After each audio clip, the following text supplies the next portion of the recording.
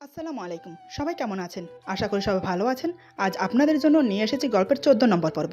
আশা করি গল্পটি আপনাদের ভালো লাগবে। তাহলে চলুন শুরু করা যাক। ওনারা ভাইয়াকে হসপিটালে নিয়ে গিয়েছিল, এখন আবার হসপিটাল থেকে বাসায় নিয়ে এসেছে। ছুটকির মুখে একথা শুনে মা একবার ছুটকির মুখের দিকে তাকালো, আরেকবার রাকিব চৌধুরীর মুখের দিকে তাকালো। ছুটকি মায়ের সামনে দাঁড়িয়েছিল। হঠাৎ মা ছুটকিকে এক ধাক্কা দিয়ে আমার রুমে চলে আসে। আমার রুমে এসে কোনো দিকে খেয়াল না করে সোজা আমার সামনে এসে দাঁড়ায়। আমি তখন ঘুমিয়ে পড়েছিলাম। এদিকে দীপা মায়ের মুখ দেখে ভয় পেয়ে যায়। সে তো চোখ বড় বড় করে মায়ের দিকে তাকিয়ে আছে। মায়ের চোখে নোনা জল চকচক করছে, যে কোনো সময় গড়িয়ে পড়বে। হঠাৎ মা আমার গালে ঠাস ঠাস করে থাপ্পড় দিতে শুরু করলো। মায়ের পেছন পেছন ছুটকি আর রাকিব চৌধুরী উপরে উঠে আসে। আসলে মার চেহারার দিকে তাকিয়ে হয়তো রাকিব চৌধুরী কিছু বুঝতে পেরেছিলেন, তাই ছুটকিকে বলে তিনিও ছুটকির সাথে উপরে আসেন। মায়ের কাণ্ড দেখে দীপা ছুটকি দুজনে হতভ্রম হয়ে তাকিয়ে দেখছে। এদিকে অজানা আক্রমণে আমার ঘুম ভেঙে যায়। চোখ খুলে দেখে মায়ের চোখ থেকে পানি পড়ছে, আর তিনি আমাকে মারছেন। রাকিব চৌধুরী আর দাঁড়িয়ে থাকতে পারলেন না, তিনি ছুটে এসে মায়ের হাত ধরে ফেলে। রাকিব চৌধুরী বলে, আরে ম্যাডাম কি করছেন? ওকে এভাবে মারছেন কেন? জানেন এটা ওর জন্য কত বড় ক্ষতি হতে পারে? মা কান্না করতে করতে বলে, মরে যাক, ও শুধু আমাকে কষ্ট দিতে দুনিয়াতে এসেছে। ও একবারও আমার কথা ভাবে না, একবারও চিন্তা করে না আমার কিছু হলে আমার মায়ের কি হবে, আমার মা আমাকে ছাড়া কিভাবে বাঁচবে। সবসময় ওকে নিয়ে আমার টেনশনে থাকতে হয়। কেন ও আমাকে এত টেনশন দেয়? আজ ওর যদি কিছু হয়ে যেত তাহলে আমার বুকটা শূন্য হয়ে যেত। আমি বুঝতে পারলাম আমার এই অবস্থায় মা অনেক কষ্ট পেয়েছে। আমি মাথা নিচু করে চোখের পানি ফেলতে লাগলাম। আমি বললাম, সরি মা, আর কখনো তোমার অবাধ্য হব না, ক্ষমা করে দাও। এই কথা শোনার সাথে সাথে মা আমাকে শক্ত করে জড়িয়ে ধরতে আসে। তখনই রাকিব চৌধুরী বলে, আরে আরে ম্যাডাম কি করছেন? ওর বুকে অনেক বেশি আঘাত পেয়েছে, যার কারণে ওর বুকে অনেক ব্যথা। ওর বুকে অপারেশন করা হয়েছে, তাই বি কেয়ারফুল। ওকে এখন সম্পূর্ণ রেস্টে রাখতে হবে, কোনো রকম নড়াচড়া করতে পারবে না। ডক্টর বলেছিল কম করে হলেও আরও 2 সপ্তাহ ওকে হসপিটালে থাকতে হবে, কিন্তু আপনার ছেলে সেটা শোনেনি। সে বাড়ির জন্য ছটফট করছে, তাই বাধ্য হয়ে নিয়ে এলাম। এতক্ষণে মা নিজের ভুলটা বুঝতে পারলো। উনি না জেনে না বুঝে আমাকে অনেকগুলো থাপ্পড় মেরেছে। মা আমার পাশে বসে আমার মাথায় হাত বুলিয়ে কপালে একটা চুমা দেয়, তারপর আমার চোখের পানি মুছে দিয়ে বলে, সরি বাবা, আমি না জেনে তোকে মেরেছি। কি করব বল, তোকে নিয়ে আমার অনেক টেনশন হয়। মায়ের মন সবসময় আনচান করে ছেলের জন্য, সবসময় তোকে নিয়ে টেনশনে থাকি।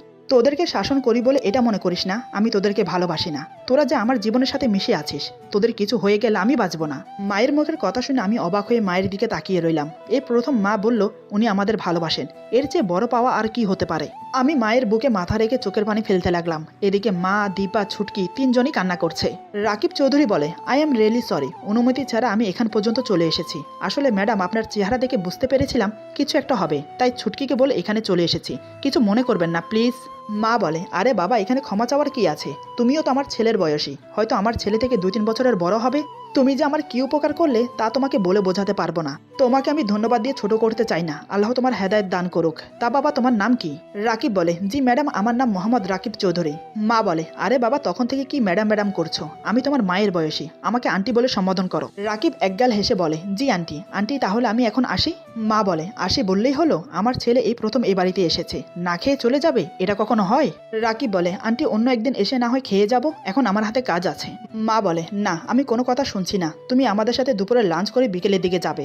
অনেক জোরাজোরি পর রাকিব চৌধুরী থাকতে বাধ্য হলো। তারপর সবাই এক এক করে আমার রুম থেকে বেরিয়ে গেল। রাকিব চৌধুরীর জন্য গেস্ট রুম খুলে দেওয়া হলো। মা আর ছুটকে রান্নাঘরে ব্যস্ত হয়ে পড়লো। দীপা আমার সাথেই রুমে রয়ে গেল। দীপা রান্নাঘরে যেতে চেয়েছিল, কিন্তু মা দেয়নি। দীপা আমাকে বলে, আপনার খুব লেগেছে না? আমি মুচকি হেসে বললাম, আমার মা আমাকে ভালোবেসে মেরেছে। এই থাপ্পড়ে মায়ের মমতা ছিল, ব্যথা লাগার প্রশ্নই আসে না। এই বলে আস্তে আস্তে শুয়ে পড়লাম। দীপা আমার মাথায় আগের মতো হাত বুলাতে লাগলো। এইভাবে বিকেল হয়ে গেল। রাকিব চৌধুরী বিকেলের দিকে আবার আসবো বলে বিদায় নিল। মা দীপাকে বলে, মা তুমি এখানে থাকলে বাসার সবাই চিন্তা করবে, তুমি বরং বাসায় যাও, কাল এসো। দীপা বলে, মা আমার জন্য কেউ টেনশন করবে না, আমি মাকে অলরেডি ফোন করে বলে দিয়েছি আমি এক বান্ধবীর বাসায় থাকবো, তাই চিন্তার কোনো কারণ নেই। মা বুঝতে পারলো দীপা আমাকে এই অবস্থায় রেখে যেতে চাইছে না, তাই মাও আর কোনো আপত্তি করলো না।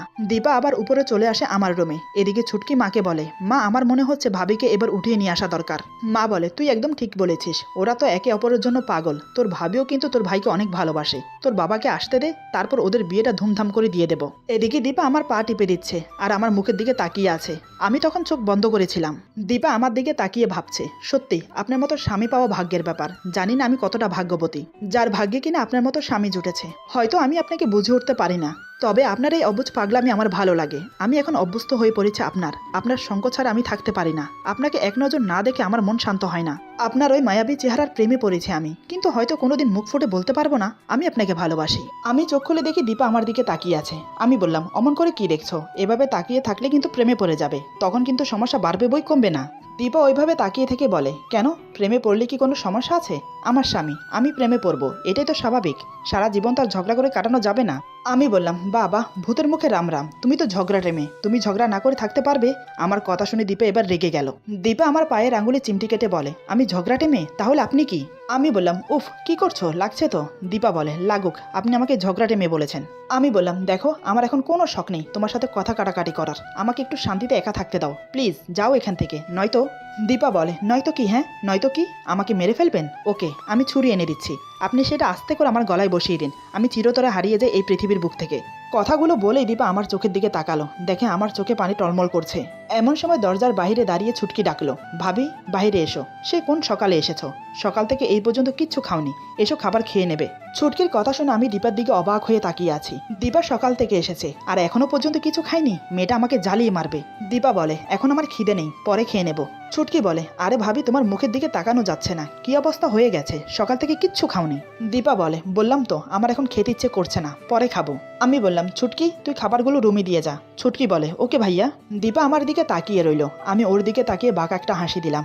দীপা আমার দিকে তাকিয়ে মনে মনে বলে, কি জানি ওনার পেটে পেটে কি বুদ্ধি চলছে। দীপা বলে, আপনি খাবার রুমে দিয়ে যেতে বললেন কেন? আমি বললাম, আমার খিদে লেগেছে, আমি খাবো, তুমি যেহেতু খাবে না তোমাকে জোর করে কি করব। আমার কথা শুনে দীপা আবার মনে মনে বলে, শয়তান ছেলে, নিজে একবারও বললো না খাবারের কথা, আমার বুঝি খিদে লাগে না? দীপা বলে, ও আচ্ছা ভালো। কিছুক্ষণ পর ছুটকি এসে খাবার দিয়ে গেল রুমে, খাবার টেবিলের উপরে রেখে ছুটকি চলে গেল। আমি আস্তে আস্তে বিছানার উপর উঠে বসলাম, দীপাকে বললাম খাবারগুলো আমার সামনে নিয়ে আসতে। দীপা এক এক করে সব খাবার আমার সামনে দিয়ে বলে, আপনি খেয়ে নিন, আমি একটু ওয়াশরুম থেকে আসছি। আমি বললাম, এই যে কোথাও যাওয়া হচ্ছে না, এতক্ষণ তো তোমার ওয়াশরুমে কোনো দরকার ছিল না, এখন খাবার রুমে আসতেই তোমার ওয়াশরুমে যাওয়ার দরকার চলে এলো, তাই না? দীপা বলে, আসলে মানে। আমি বললাম, ন্যাকামো না করে এখানে চুপচাপ বসে থাকো, আমি খাবো আর তুমি তাকিয়ে দেখবে, যেহেতু তোমার খিদে নেই তাই তোমাকে জোর করা ঠিক হবে না।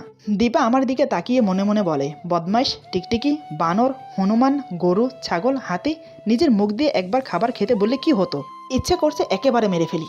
আমি বললাম, কি হলো, এভাবে আমার দিকে তাকিয়ে কি দেখছো? দীপা বলে, আপনি তো বললেন আপনার সামনে থেকে যেন চলে যাই, এখন আবার বলছেন কোথায় যাচ্ছি?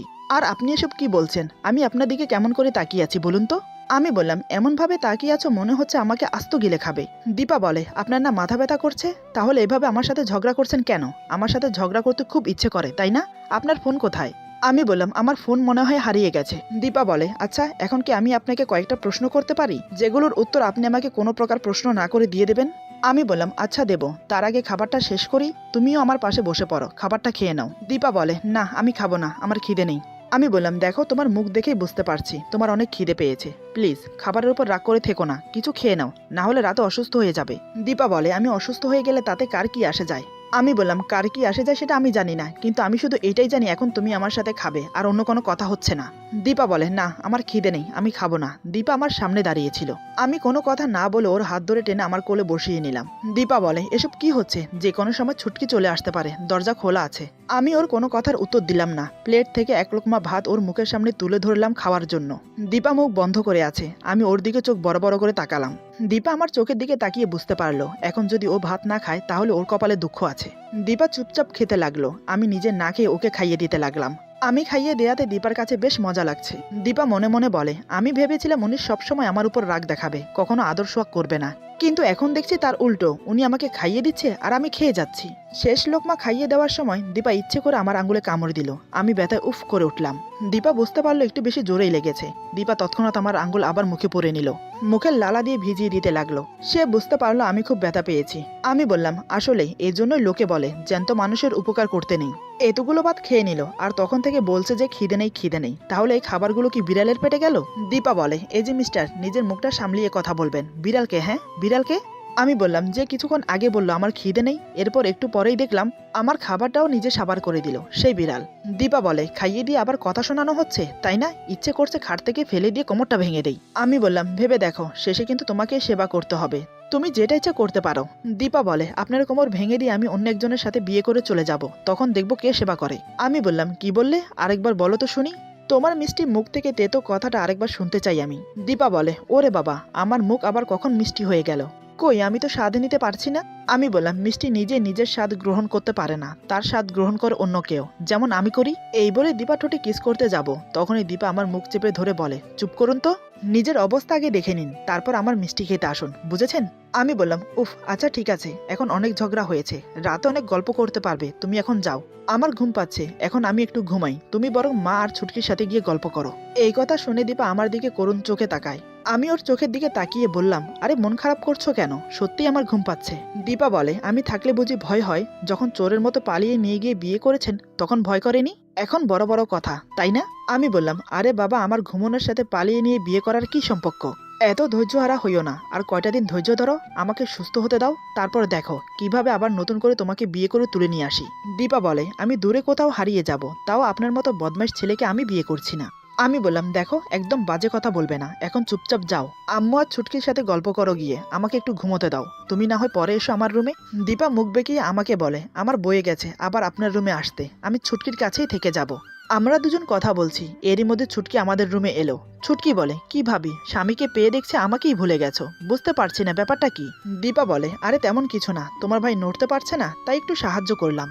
ছুটকি বলে, থাক আর বায়না করতে হবে না, এখন কি আমার সাথে একটু আড্ডা দেওয়া যাবে, নাকি আমি এখানে বসে আড্ডা দেবো, কোনটা? দীপা বলে, ওকে চলো তোমার রুমে। আমি মনে মনে ভাবছি, এরা আমাকে ছাড়া আড্ডা দেবে আর আমি শুয়ে শুয়ে ঘুমাবো, এটা হচ্ছে না। আমি বললাম, আরে তুই এখানে বসে আড্ডা দে, বাইরে যাওয়ার কি আছে, এখানে বসে আড্ডা দে, আমিও তোদের সাথে একটু আড্ডা দিই। দীপা ভুরু কুচকে বলে, এই না বললেন আপনি ঘুমাবেন, যার জন্য আমাকে প্যারা দিচ্ছেন ঘর থেকে বেরিয়ে যেতে, তাহলে এখন আবার কি হলো? আমি মনে মনে ভাবছি, এই রে, নিজের ফাঁদে নিজেই পড়ে গেলাম। আমি বললাম, এখন আর ঘুম আসবে না, ভেবে দেখলাম এখন যদি ঘুমাই তাহলে রাত্রে ঘুম আসবে না, তাই আর কি। দীপা হয়তো আমার মনের কথা বুঝতে পারলো। দীপা বলে, ঠিক আছে ছুটকি, এখানে বসো।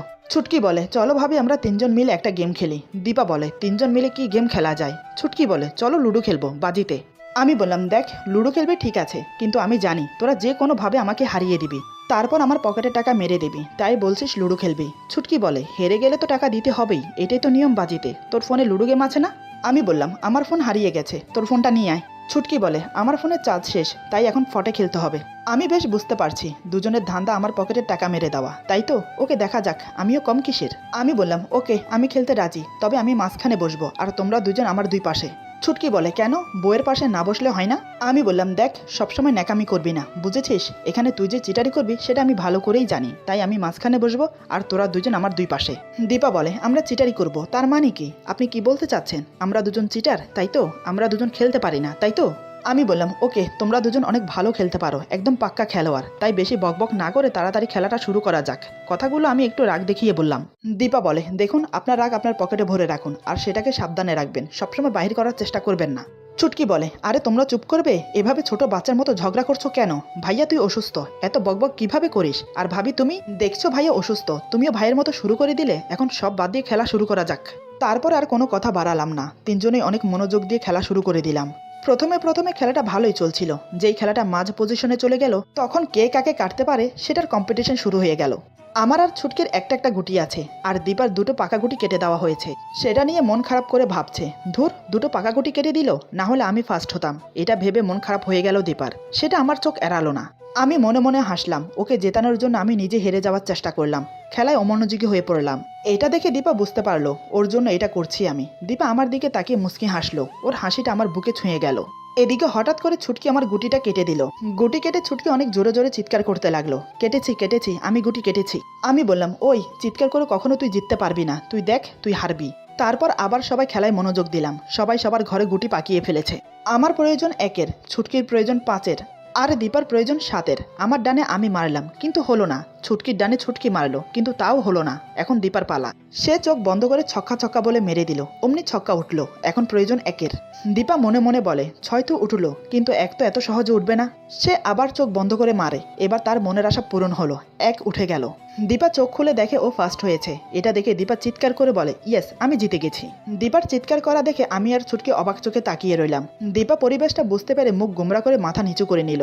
ছুটকি বলে, ভাবি তুমিও না কখন কি করে বসো নিজেও জানো না। এখন সন্ধ্যার সময়, আর এই সময় বাসায় কেউ চিৎকার করলে আম্মু অনেক রেগে যায়। দীপা বলে, সরি, আমি তো জানতাম না, অনেকটা হ্যাপি ফিল হচ্ছিল তো মনে, তাই নিজেকে কন্ট্রোল করতে পারিনি। আমি বললাম, দেখো এত খুশি হয়ে কাজ নেই, এখনো খেলাটা সম্পূর্ণ হয়নি, আরও একজনকে জিততে হবে। ছুটকি বলে, ফটার ফটার না করে চাল দে, তারপর দেখ তুই কিভাবে হেরে যাস। আমি বললাম, এই দেখ এই চালে আমি উঠে গেছি। কথাটা বলে আমি চাল দিলাম, কিন্তু আমার ভাগ্য খারাপ হলো না। এরপর ছুটকি চাল দিতেই 5 উঠে গেল। হেরে গিয়ে আমার মুখটা কালো হয়ে গেল। ছুটকি বলে, তোকে এত করে বললাম যে তুই আমাদের সাথে পারবি না। আমি বললাম, তুই যদি আমার সাথে শত্রুতা না করতি তাহলে আমি ঠিকই জিততাম। ছুটকি বলে, মানে তুই এটা বলে কি বোঝাতে চাস? আমি কি কোনো বাটপারি খেলা খেলেছি নাকি? আমি বললাম, বাটপারি খেলিস নাই, তবে তোর ভাইকে ভুলে গিয়ে দুদিনের ভাবিকে আপন করে নিয়েছিস। ছুটকি বলে, দেখ তোর মতো আমার ভাবি অতটা খারাপ না, তাই তুই আমার ভাবিকে নিয়ে একটা কথা বলতে পারবি না। আমি বললাম, হায় রে কপাল, আমার নিজের বোনের মুখে এসব কথা শুনতে হবে। আগে জানলে কচু গাছের সাথে ফাঁসি দিয়ে মরে যেতাম, তাও তোর সাথে কথা বলতাম না। এদিকে আমাদের দুজনের কথা শুনে দীপা মিটি মিটি হাসছে। হঠাৎ আমরা দুজন ওর দিকে তাকালাম। আমাদেরকে তাকাতে দেখে দীপা চুপ হয়ে মাথা নিচু করে নিল। দীপা বলে, আচ্ছা তোমরা দুজন আমার দিকে এভাবে তাকিয়ে আছো কেন? আমি বললাম, কেন, তুমি কি যে তোমার দিকে তাকিয়ে থাকা যাবে না? দীপা বলে, আমি কি বলেছি আমার দিকে তাকিয়ে থাকা যাবে না? আমি শুধু এটা বলেছি এরকম করে তাকিয়ে আছেন কেন। আমি বললাম, আমরা আবার কেমন করে তাকিয়ে আছি? আমরা তো আমাদের মতো করে তাকিয়ে আছি। আমাদের ঝগড়া দেখে ছুটকি বলে, ওকে তোমরা দুজন ঝগড়া করো, আমি গিয়ে ঘুমিয়ে পড়ি, অনেক রাত হয়ে গেছে। আমি বললাম, ওকে যা তাহলে। এরপর ছুটকি চলে যেতে লাগলো। দীপাও ছুটকির পিছে যেতে চাইলো, কিন্তু আমি ওর ওড়না টেনে ধরলাম। দীপা আমার দিকে তাকিয়ে বলে, কি হয়েছে? আমি বললাম, কই কিছু না তো, কিন্তু তুমি যাচ্ছ কোথায়? দীপা বলে, আমি ছুটকির সাথে ঘুমোতে যাচ্ছি। কেন, আপনার কিছু লাগবে? আমি বললাম, হ্যাঁ লাগবে। দীপা অবাক হয়ে তাকিয়ে ভাবছে, এখন আবার ওনার কি লাগবে? দীপা বলে, জি বলুন কি লাগবে। আমি বললাম, আমার মাথাটা ব্যথা করছে, একটু টিপে দেবে? দীপা আমার কথা শুনে মনে মনে বলে, উফ এই মানুষটা এত বাহানা জানে। এই ভেবে দীপা আমার কাছে এসে বসে বলে, ওকে শুয়ে পড়ুন। আমি টুপ করে দীপার কোলে মাথা রেখে শুয়ে পড়লাম। দীপা বুঝতে পারলো সব আমার বাহানা। দীপা মনে মনে বলে, উফ এই মানুষটা না আমাকে শান্তি দেবে না। কেন বুঝতে চাইছে না ওনার শরীর অসুস্থ, এখন আমার কোলে মাথা রেখে শুয়ে আছে, একটু পরে ওনার দুষ্টমি শুরু হয়ে যাবে। দীপা মনে মনে এসব ভাবছে আর আমার মাথা টিপে দিচ্ছে। হঠাৎ আমি তার বুকে হাত দিলাম। দীপা আমার হাতের উপর হাত চেপে ধরে বলে, এই আপনি কি করছেন? একদম এসব ভাবনা চিন্তা মাথায় আনবেন না, আপনি এখন অসুস্থ। আমি বললাম, এমন করছো কেন? আমি তো তেমন কিছু করছি না, শুধু ধরলাম মাত্র। দীপা বলে, আপনার বিশ্বাস নেই কখন কি করে বসেন, তাই বলছি চুপচাপ ঘুমিয়ে পড়ুন, একদম দুষ্টুমি করার চেষ্টা করবেন না। আমি বললাম, তুমি চুপচাপ থাকো, আমাকে একটু আদর করতে দাও, একটু আদর করবো শুধু। এই বলে আমি এক হাতে ওর বুক চেপে ধরে অন্য হাতে ওর মাথা ধরে নিজের মুখের কাছে নিয়ে এলাম। তারপর ওর কপালে একটা চুমু দিয়ে ওর নাকের নাক ঘষতে থাকি। দীপার মুখের গরম নিঃশ্বাস খুব ঘন ঘন আমার মুখের উপর পড়ছে। আমি ওর ঠোঁটে ঠোঁট ডুবিয়ে দিলাম। দীপার চুলের মুঠি শক্ত করে চেপে ধরলাম। বেশ কিছুক্ষণ ওর ঠোঁট জোড়ায় চুম্বন করে ছেড়ে দিয়ে ওর বুকে মুখ গুজে দিলাম। দু হাতে ওর বুক চেপে ধরে ওর বুকের মাঝখানে চুম্বন করতে লাগলাম। দীপা চোখ বন্ধ করে অনুভব করতে লাগলো আমার ভালোবাসা। আমার শরীর অসুস্থ এটা মনে হতেই দীপা নিজেকে স্বাভাবিক করে নিল। দীপা আমার মাথায় হাত বুলিয়ে বলে, প্লিজ এরকম কিছু করবেন না, এখন আপনি অসুস্থ, সুস্থ হলে যা মন চায় তাই করতে পারবেন, আমি বাধা দেব না। ওকে আদর করছে 5 মিনিট হলো না, এরই মাঝে ও আমাকে বাধা দিচ্ছে। আমি বললাম, এমন করছো কেন, আরেকটু আদর করি না। দীপা বলে, আরে আপনি বুঝতে পারছেন না কেন, এখন এসব করা ঠিক হবে না, আপনার শরীর অনেক দুর্বল, তাই বলছি সুস্থ হয়ে নিন, তখন যত খুশি তত করতে পারবেন। এই বলে দীপা নিজেকে সরিয়ে নিতে চাইলো। এটা দেখে আমার মেজাজ গরম হয়ে গেল। আরে আমি তেমন কিছুই তো করছি না, জাস্ট একটু আদর করছি, সব কিছু তো কেন এত বাধা দেয় ও? আমি চোখ লাল করে দীপার দিকে তাকালাম। দীপা আমার চোখ দেখে বুঝতে পারলো আমি রেগে গেছি, কিন্তু সে এটা বুঝতে পারলো না আমি তার সাথে এখন কি করতে চলেছি। দীপা আবার বলতে গেল, শুনুন, সম্পূর্ণ কথা শেষ করতে পারলো না। তার আগে হঠাৎ আমি যা করলাম তার জন্য দীপা প্রস্তুত ছিল না। সে কল্পনাও করেনি আমি এমন করব তার সাথে, তাও আবার এই অসুস্থ শরীর নিয়ে। দীপা ছলো ছলো নয়নে আমার দিকে তাকিয়ে আছে। একটা মানুষ এতটা খারাপ কি করে হতে পারে সেটা সে ভেবে পাচ্ছে না। এরপর যা হলো, আজকের গল্প এখানে সমাপ্ত। গল্পের বাকি অংশ পেয়ে যাবেন আগামী পর্বে। বন্ধুদের সাথে বেশি বেশি করে শেয়ার করবেন। সবাই ভালো থাকবেন, সুস্থ থাকবেন, আর আল্লাহ হাফেজ।